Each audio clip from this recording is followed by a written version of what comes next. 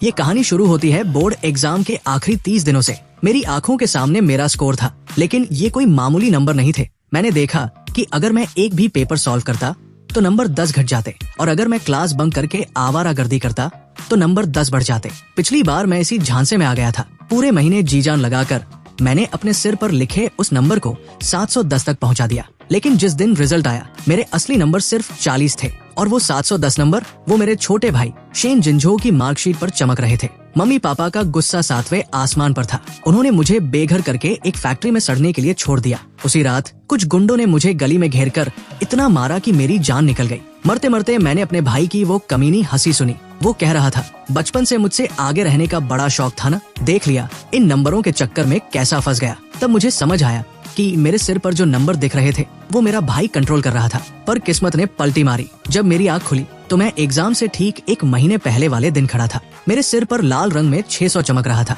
जिनझो मेरे पास आया और बड़े प्यार से बोला, भैया चलो न साथ में पेपर सॉल्व करते हैं। मैंने उसका दिया हुआ पेपर पकड़ा और सीधे जलती हुई अंगीठी में फेंक दिया। चेहरे पर चिड़चिड़ापन लाते हुए बोला, अबे अब क्या खाक पढ़ाई होगी, मुझे नहीं पढ़ना, मैं जा रहा हूँ गेम खेलने। तभी मेरे सिर पर लिखा स्कोर तुरंत 10 नंबर बढ़ गया। जिनझो ने ऊपर से तो दुख जताया, पर पीछे मुड़ते ही उसके चेहरे पर वो कुटिल मुस्कान थी। उसे क्या पता कि असली खेल तो अब शुरू हुआ है। मैं कमरे की तरफ बढ़ा ही था कि वो फिर पीछे पड़ गया। कहने लगा, चलो टीचर के पास ट्यूशन चलते हैं। मैंने उसका हाथ झटक दिया। ये वही सब बातें थी जो उसने पिछली बार कही थी। वो मुझे चेक कर रहा था कि मैं अभी भी उन नंबरों पर यकीन करता हूँ या नहीं। मैंने उसकी आंखों में आंखें डालकर हंसते हुए कहा, देख भाई, मैं न भी पढ़ूं ना, तब भी तुझसे ज्यादा ही लाऊंगा। वो मुस्कुराता हुआ चला गया, पर उसे नहीं पता था कि इस बार धोखा वो खाने वाला है।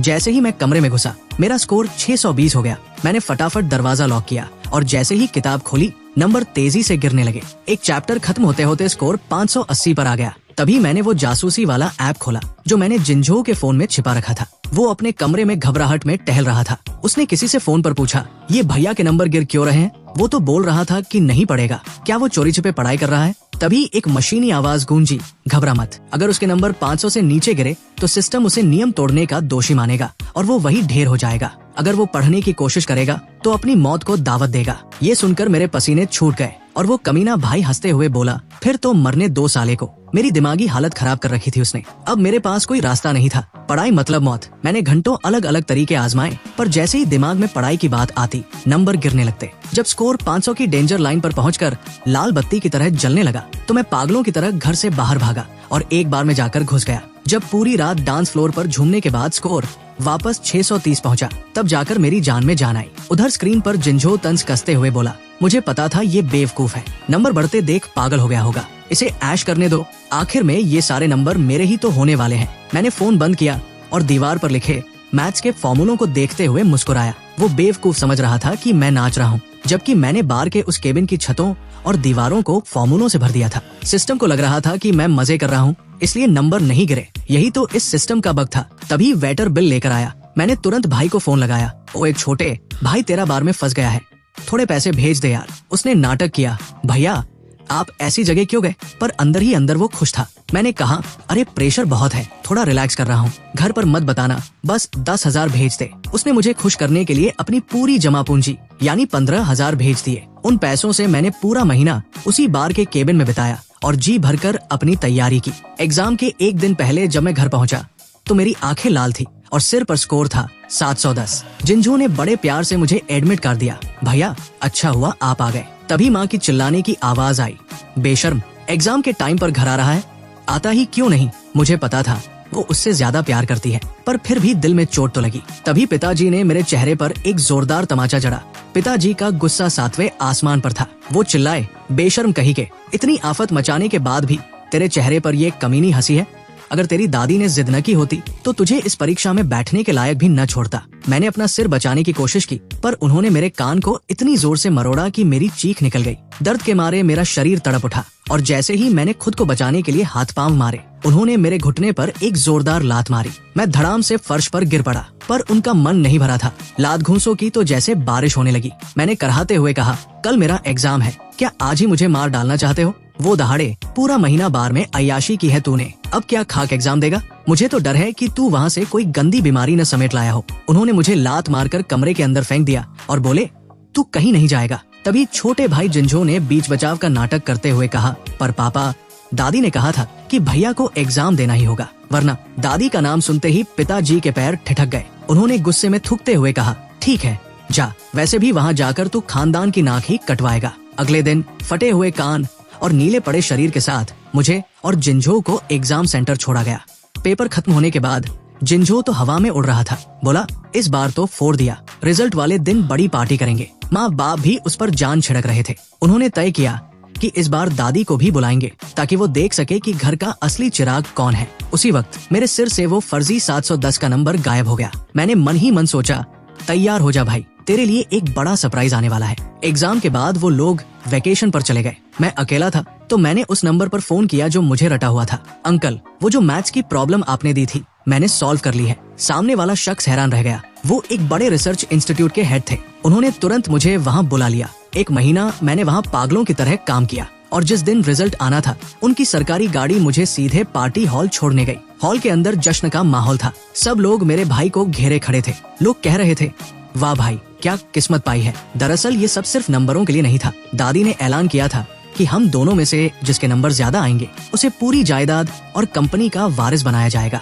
मैं सीधे दादी के पास गया। उन्होंने मेरा हाथ पकड़कर पूछा, भरोसा है खुद पर? मैंने सिर झुकाकर कहा, दादी, आपको कभी निराश नहीं करूंगा। पूरे घर में सिर्फ वही थी जो मुझसे प्यार करती थी। पिछले जन्म में जब मैं फेल हुआ था तो उन्हें इतना सदमा लगा कि 3 दिन बाद ही उनकी जान चली गई थी। दादी की मौत का वो मंजर मैं भूला नहीं था और इस बार मैं किसी भी कीमत पर उस हादसे को दोबारा नहीं होने दूंगा। तभी जिंझो चिल्लाया, भैया, आपने दादी को धोखा क्यों दिया? आप परीक्षा से पहले 1 महीने तक बार में अय्याशी कर रहे थे। क्या आपको लगता है कि आप अच्छा स्कोर कर पाएंगे? दादी ने आप पर इतना भरोसा किया, क्या आपको जरा भी शर्म नहीं आई? उसने अपनी जेब से मेरी वो पुरानी तस्वीरें निकाली और सबके सामने लहरा दी। पिताजी की नफरत भरी नजरें तुरंत मुझ पर अटकी। वो बोले, अगर मैं तुम्हारी जगह होता तो आज इस घर में कदम रखने की हिम्मत भी नहीं करता। जिंझो के 700 नंबर आए हैं, मुझे तो लगता है तू उसके आधे भी नहीं ला पाएगा। आज के बाद ये पूरा बिजनेस तेरे भाई का है और तू बस टुकड़ों पर पलने वाला एक बेकार सा साया बनकर रह जाएगा। वहाँ आए मेहमान भी हवा का रुख भांप गए। एक बोला,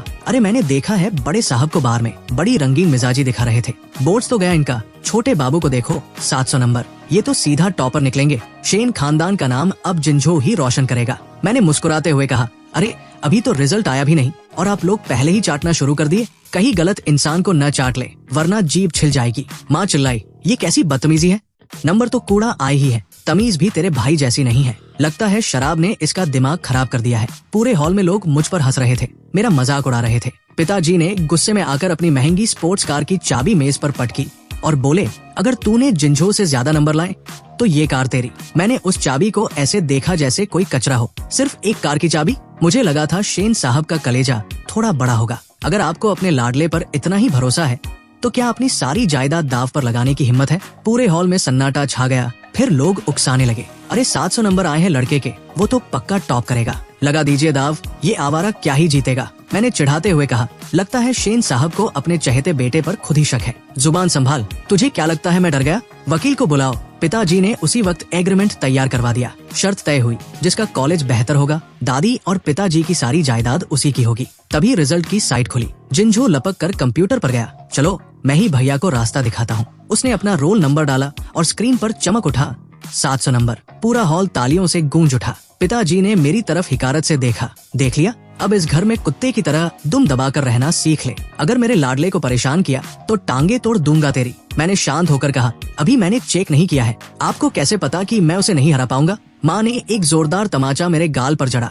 बेशर्म, जिंझो के जूते साफ करने की भी औकात नहीं है तेरी। जिंझो बोला, भैया हार मान लेना इतना मुश्किल है क्या? अगर तेरे नंबर मुझसे कम आए तो तुझे सबके सामने नाक रगड़कर माफी मांगनी होगी। उसने लैपटॉप मेरे सामने सरका दिया। अब दिखा अपनी औकात। सबकी सांसें रुकी हुई थी। मैंने अपना नंबर डाला और स्क्रीन पर लोड हुआ कुल अंक 50। एक पल की खामोशी और फिर ठहाकों का सैलाब आ गया। अरे 50 नंबर, इतना तो कोई आंख बंद करके भी ले आता। इसके दिमाग में तो भूसा भरा है। अच्छा हुआ इसे वारिस नहीं बनाया, वरना खानदान सड़क पर आ जाता। जिंझो तंज कसते हुए बोला, ये लो, ये है असली मजाक। चल अब घुटनों पर आजा, मैं तुझे किसी अच्छे पागल खाने भेज दूंगा, पर अगर तूने अच्छे से नाक रगड़ी तो शायद घर के पिछवाड़े रहने की जगह दे दूं। मैं घुटने नहीं टेकूंगा, मैंने साफ कहा। तो मैं तेरी मदद करता हूँ। जिंझो के इशारे पर बॉडीगार्ड ने मेरे घुटनों के पीछे जोर से लात मारी और मैं एक घुटने के बल नीचे गिर गया। मैंने दादी की तरफ देखा पर उन्होंने निराश होकर अपना चेहरा फेर लिया। ये क्या कर दिया तुमने? मैंने कहा, दादी अभी एडमिशन का रिजल्ट नहीं आया है, कम नंबर का मतलब हार नहीं होता। ये सुनकर लोग और जोर से हंसने लगे। 50 नंबर वाला क्या एडमिशन लेगा घर बैठे यूनिवर्सिटी में? जिंजो ने अपना जूता मेरे चेहरे के पास लाकर मुझे जमीन में दबाने की कोशिश की और बोला, शेन येनजिंग, तू हमेशा एक कचरा ही रहेगा। अब देख, एडमिशन वाले आ रहे हैं। तभी हॉल के दरवाजे पर सूट बूट पहने कुछ गंभीर लोग नजर आए। जिंजो मुस्कुराते हुए उनकी तरफ बढ़ा, अपना हाथ आगे बढ़ाया, पर उन लोगों ने उसे ऐसे नजरअंदाज किया जैसे वो वहाँ था ही नहीं। वो सीधे चलकर मेरे पास आए। सब दंग रह गए। लीडर ने मेरे सामने खड़े होकर कहा, नमस्ते येनजिंग जी, मैं नेशनल यूनिवर्सिटी का एडमिशन हेड हूँ। क्या आप हमारे साथ जुड़ने के लिए तैयार हैं? पूरे हॉल में मौत जैसा सन्नाटा छा गया। जिंजो पागलों की तरह चिल्लाया, पागल हो गए हैं क्या आप? मैं हूँ वो 700 नंबर वाला, ये तो 50 नंबर वाला कचरा है। प्रोफेसर ने उसे झटक दिया, अपनी जुबान को लगाम दो। हम शेन येनजिंग को ढूंढ रहे हैं। इनके पास जो हुनर है वो किसी नंबर का मोहताज नहीं है। पिताजी और माँ के चेहरे का रंग उड़ गया था। प्रोफेसर ने आगे कहा, शेन येनजिंग नेशनल रिसर्च इंस्टीट्यूट के एस क्लास टैलेंट प्रोग्राम का हिस्सा है।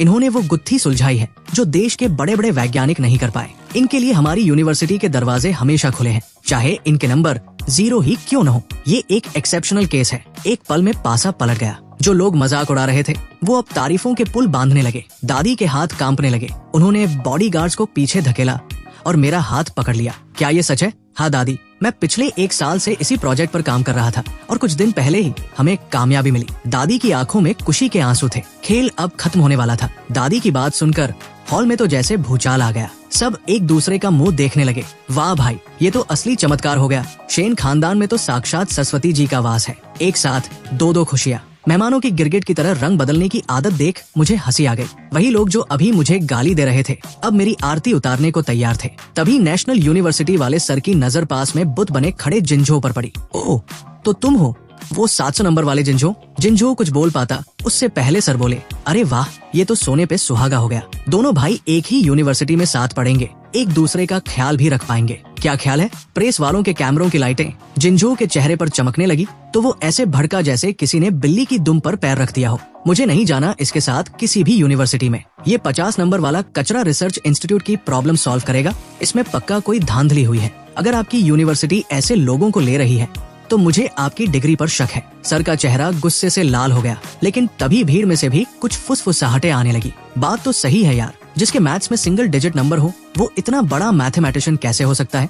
जरूर कुछ दाल में काला है। मैंने मौके का फायदा उठाते हुए कहा, जब छोटे भाई और आप सबको इतना ही शक है और मुझे भी लग रहा है कि ये 50 नंबर वाला स्कोर कुछ अजीब है, तो क्यों न हम मेरा पेपर दोबारा रीचेक करवाएं? नहीं, बिल्कुल नहीं। जिंजो पागलों की तरह चिल्लाया, पेपर चेक करने में बहुत टाइम लगता है। ये बस वक्त बर्बाद कर रहा है। जो चोर होता है वही ऐसी बातें करता है। अभी वो बोल ही रहा था कि एक रिपोर्टर ने अपना फोन उसके मुंह के पास कर दिया। छोटे शेन साहब, सोशल मीडिया पर तो लोग कह रहे हैं कि जब भाई खुद कह रहा है कि चेक कर लो तो आप क्यों मिर्ची की तरह तड़प रहे हैं? ये तो वही बात हुई कि मैं तुम्हारी तलाशी लूंगा पर अपनी जेब नहीं दिखाऊंगा। जिंजो की सिट्टी पिट्टी गुम हो गई। वो हककाते हुए बोला, मैं तो बस उसका मान रख रहा था। 50 नंबर वाला पेपर सबको दिखेगा तो बेइज्जती होगी ना। तभी यूनिवर्सिटी के हेड ने मेरी तरफ देखा। येनजिंग बेटा, क्या तुम सच में हाई लेवल रीचेकिंग चाहते हो? मैंने साफ लफ्जों में कहा, जी सर, बिल्कुल। देखना अब खुद ही गड्ढे में गिरेगा ये। पिताजी फुसफुसाए। तभी बड़ी स्क्रीन पर मेरा पेपर हाई डेफिनेशन में लोड हुआ। हॉल में सन्नाटा छा गया। वो कोई खाली या काटा पीटी वाला पेपर नहीं था। एक एक शब्द मोतियों की तरह सजा हुआ था और मुश्किल सवाल के 3-3 अलग तरीके से हल लिखे हुए थे। वहाँ मौजूद टीचर्स पेपर देखते ही दंग रह गए। अरे, इसके तो सारे बड़े सवाल सही हैं। जो सबसे कठिन सवाल था उसे तो इसने 3 तरह से सॉल्व किया है। इसे 50 नंबर मिल ही नहीं सकते। तभी टेक एक्सपर्ट्स ने बताया, सर, सिस्टम में कोई गड़बड़ हुई थी। येनजिंग का असली स्कोर 706 है। मैथ्स और साइंस में तो पूरे के पूरे नंबर है। पूरा हॉल तालियों से गूंज उठा। ये तो असली हीरा है। बेचारे के साथ कितना बड़ा अन्याय हो जाता। लेकिन मेरा बदला अभी पूरा नहीं हुआ था। मैंने कैमरे की तरफ देखकर ठंडी मुस्कान के साथ कहा, जब सिस्टम मेरे साथ गलती कर सकता है तो मुझे शक है कि किसी और के 700 नंबरों में भी कोई चमत्कार तो नहीं छिपा। पिताजी झुंझलाकर बोले, अब बस भी कर। छोटा भाई हमेशा से पढ़ने में तेज था। अब तू अपनी जीत का मतलब ये मत निकाल कि उसे नीचा दिखाएगा। मैंने पलटकर जवाब दिया, पिताजी, नियम यह है कि टॉप 50 बच्चों के नंबर सिस्टम तब तक नहीं दिखाता जब तक यूनिवर्सिटी वाले ना आ जाएं। फिर जिंजो के नंबर तुरंत कैसे दिख गए? क्या ये सिस्टम का दामाद है? सबकी आंखें खुल गई। हाँ भाई, ये तो गड़बड़ है। जिंजो का पेपर भी दिखाओ। जिंजो भागने की कोशिश करने लगा पर बॉडीगार्ड्स ने उसे दबोच लिया। जैसे ही स्क्रीन पर उसका पेपर आया, लोग अपनी हंसी नहीं रोक पाए। पेपर पर चिड़िया की टांगे बनी हुई थी और ज्यादातर हिस्सा खाली था। एडमिशन हेड का चेहरा गुस्से से काला पड़ गया। सिर्फ सोल्यूशन लिखकर छोड़ दिया है और नंबर 700। मशीन अंधी हो गई थी क्या? इसका असली स्कोर निकालो। मशीन ने हिसाब लगाया और स्क्रीन पर आया कुल अंक 133। 133 नंबर। ये तो सरासर धोखाधड़ी है। यूनिवर्सिटी वालों ने तुरंत ऐलान कर दिया, शेन जिनझो को हम ब्लैकलिस्ट करते हैं और इसकी शिकायत पुलिस में की जाएगी। जिनझो रोते हुए मेरे पैरों में गिर गया। भैया, आपने मुझे बर्बाद क्यों किया? मैंने कहा, अरे भाई, जांच तो तूने ही शुरू करवाई थी ना, अब खुद पर आग गिरी तो रो क्यों रहा है? माँ पागलों की तरह उसे बचाने दौड़ी और पिताजी फिर से मुझ पर हाथ उठाने आए। तूने अपने भाई को जेल भिजवा दिया। तू इंसान है या हैवान? तभी पुलिस अंदर आ गई। मैंने सीधे हाथ जोड़कर कहा, इंस्पेक्टर साहब, मैं शेन जिनझो के खिलाफ रिपोर्ट लिखवाना चाहता हूँ। इसने सिस्टम हैक करके डेटा के साथ छेड़छाड़ की है। पिताजी ने पुलिस के सामने भी अपनी गुंडागर्दी दिखाने की कोशिश की, पर पुलिस वालों ने उनके हाथ पीछे मरोड़ दिए। क्या कर रहे हो? क्या तुम भी जेल की हवा खाना चाहते हो? इंस्पेक्टर की कड़क आवाज ने उन्हें चुप कर दिया। उधर जिनझो का चेहरा सफेद पड़ गया था। वो अभी भी झूठ बोल रहा था। मैंने कुछ नहीं किया, ये सब सिस्टम की गलती है। मैं उसके पास गया और धीरे से कहा, छोटे भाई, सच बता दे, सजा थोड़ी कम मिलेगी। पुलिस उसे घसीटते हुए ले जाने लगी। वो रोते बिलखते अपने मम्मी पापा को आवाज लगा रहा था, पापा बचा लो, मुझे जेल नहीं जाना। माँ बाप ने वहाँ तमाशा शुरू कर दिया, जिसे देख दादी का पारा चढ़ गया। उन्होंने कहा, इंस्पेक्टर साहब, इन दोनों को भी ले जाइए और जरा कायदे का पाठ पढ़ाइए, यहाँ ये बहुत शोर मचा रहे हैं।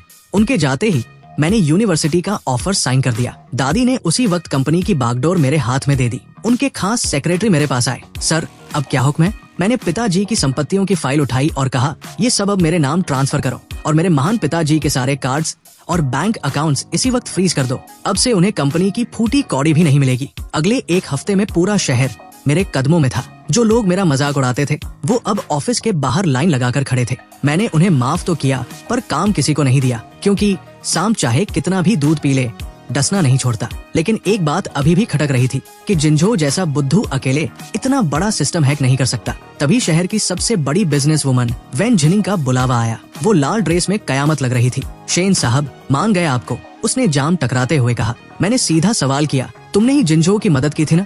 उसने मुस्कुराकर कहा, वो बस एक बिजनेस डील थी। उसने वादा किया था कि काम होने के बाद वो मुझे कंपनी से 300 करोड़ का फायदा पहुंचाएगा, पर वो तो कच्चा खिलाड़ी निकला। अपनी गलती सुधारने के लिए मैं तुम्हें ये फाइल सौंपना चाहती हूँ। जैसे ही मैंने वो फाइल खोली, मेरे पैरों तले जमीन खिसक गई। कलेजा हलक को आ गया ये जानकर कि जिस औरत को मैं आज तक अपनी माँ समझता रहा, वो मेरी सगी माँ थी ही नहीं। ये राज गहरा था। मैं असल में अपने पिता की पहली पत्नी का बेटा था। जब मेरी सगी माँ प्रेग्नेंट थी, तभी पिताजी का चक्कर इस दूसरी औरत के साथ चल गया था। बेचारी मेरी माँ ये सदमा बर्दाश्त नहीं कर पाई और वक्त से पहले ही मुझे जन्म देकर इस दुनिया से चली गई। और मेरे पिता, उन्हें जरा भी अफसोस नहीं हुआ। उन्होंने तुरंत अपनी उस प्रेमिका से शादी कर ली, जो आज मेरी सौतेली माँ बनकर बैठी थी। अब समझ आया कि वो दोनों मुझसे इतनी नफरत क्यों करते थे। अब समझ आया कि दादी उन दोनों को हमेशा शक की निगाह से क्यों देखती थी। वैन जिनिंग ने मेरी आंखों में देखते हुए कहा, शेन साहब, मैं आपके साथ हाथ मिलाना चाहती हूँ। हम दोनों मिलकर इस मार्केट पर कब्जा कर सकते हैं।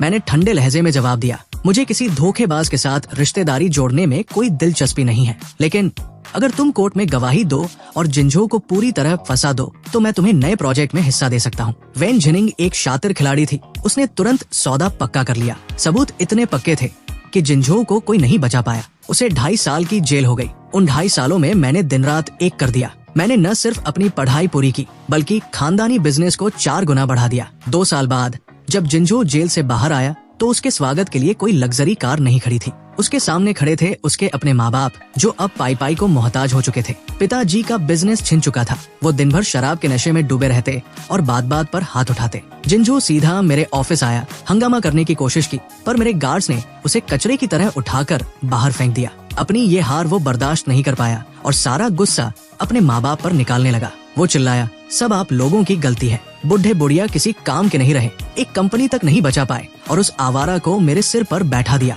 पिताजी का खून खौल उठा। उन्होंने उसे एक तमाचा जड़ा, अबे नमक हराम, हम इस हाल में किसकी वजह से हैं? तेरे ही नखरे तो उठाए थे। सौतेली माँ भी कहाँ चुप बैठने वाली थी। वो पिताजी का मुंह नोचने लगी। घर में रोज कुश्ती और गाली गलौज होने लगी। पिताजी ने हार मानकर तलाक का फैसला कर लिया। वो कई बार दादी के पैर पकड़ने आए कि मुझे माफ कर दो, पर दादी ने उनके लिए दरवाजे कभी नहीं खोले। जिनझो को डर था कि अगर बाप ने माँ को छोड़ दिया तो उसका क्या होगा। उसने कुछ गुंडों को पैसे दिए ताकि वो पिताजी को थोड़ा डरा सके और वो घर छोड़कर न जाएं। लेकिन उस दिन किस्मत को कुछ और ही मंजूर था। पिताजी नशे में धुत थे और उन्होंने गुंडों से बदतमीजी कर दी। बात बढ़ी, धक्का मुक्की हुई और उन गुंडों ने पिताजी को छत से नीचे फेंक दिया। उनकी मौके पर ही मौत हो गई। गुंडे डर गए कि अब पुलिस उन्हें नहीं छोड़ेगी, तो उन्होंने सारा इल्जाम जिंझो पर डालने की सोची। अगले ही दिन जिंझो की लाश एक गंदी गली में पड़ी मिली। उसे चाकुओं से गोद दिया गया था, ठीक वैसे ही जैसे पिछले जन्म में उसने मुझे मरवाया था। हिसाब बराबर हो गया था। सौतेली माँ ने जब अपने पति और बेटे की लाश देखी